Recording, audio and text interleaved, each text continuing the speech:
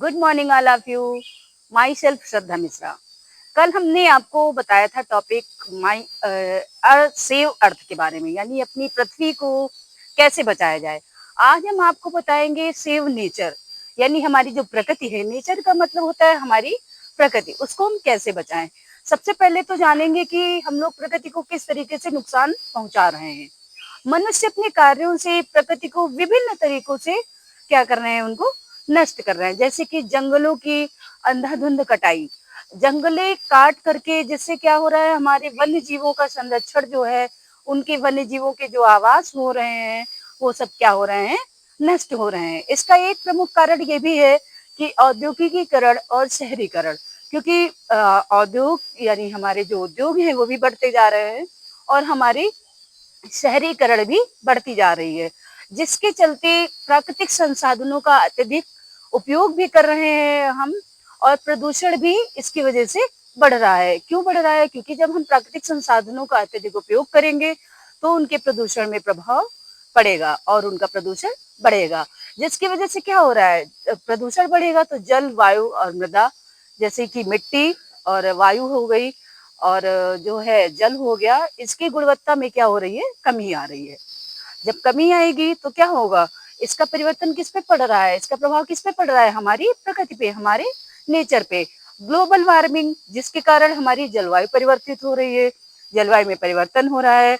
तो इन सभी प्राकृतिक गतिविधियों का प्रयोग किस पे पड़ रहा है, इन सभी प्राकृतिक गतिविधियों का परिणाम ये हो रहा है कि हमारी प्रकृति, यानी हमारे प्रकृति का जो पारिस्थितिकी तंत्र है, उस पे अत्यधिक परिणाम, यानी कि प्रदूषण बढ़ता जा रहा है। और हमको इसको बढ़ाने के लिए, यानी प्रकृति जो हमारी है उसको हमको बचाने के लिए निम्न प्रकार के महत्वपूर्ण कदम उठाने चाहिए। जैसे क्या क्या करना चाहिए, जंगलों की कटाई, जंगलों की कटाई रोकनी चाहिए, जिससे हमारे वन्य जीव जो हैं, जिनके आवास नष्ट होते हैं तो उनके आवास भी संरक्षित हो जाएंगे और उनका जीवन यापन भी हो सकेगा।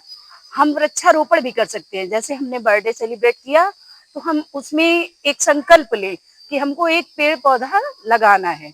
इसी तरीके से वृक्षारोपण करते जाएंगे तो हमारा क्या होगा, एक एक पेड़ अगर हम लगाएंगे तो बहुत सारा बड़ा बगीचा तैयार कर सकते हैं। अब दूसरा है कि जल व ऊर्जा का सही उपयोग, यानी जो हमारी जल है, जो हमारी ऊर्जा है, उनकी जैसे रिसाइकलिंग, रिसाइकलिंग के माध्यम से भी हम क्या कर सकते हैं, इन सब चीजों को, प्रकृति के संसाधनों को बचा सकते हैं। और ऊर्जा कुशल उपकरणों का प्रयोग भी हम अच्छे से कर सकते हैं। प्रदूषण में कमी, जैसे प्रदूषण, जैसे हम बता रहे थे कि अभी वायु, जल और मृदा की गुणवत्ता में कमी आ रही है, तो हम प्रदूषण की कमी को विभिन्न प्रयासों से क्या कर सकते हैं, उनको, प्रदूषण को रोक सकते हैं, जिससे कि हमारी वायु, जल और मृदा में क्या हो सकता है, उसकी गुणवत्ता बढ़ सकती है, यानी उसमें प्रदूषण ना फैले। जैसे सतत विकास, हमको लगातार अभ्यास करते रहना चाहिए। जैसे हरित प्रौद्योगिकी नवीनीकरण के माध्यम से हमको क्या करना है, सतत प्रयास करना है।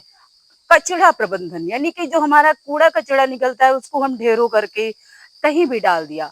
जैसे एक अपने घर पे तो हम ऐसे नहीं फैलाते हैं, डस्टबिन का यूज करते हैं, तो बाहर जाकर के हमको क्या करना है, वो डस्टबिन ऐसे खुले में नहीं डालना है, उसका भी एक टैंक बना होता है। तो हमको क्या करना है, कचरे का भी प्रबंध अच्छे से करना होगा।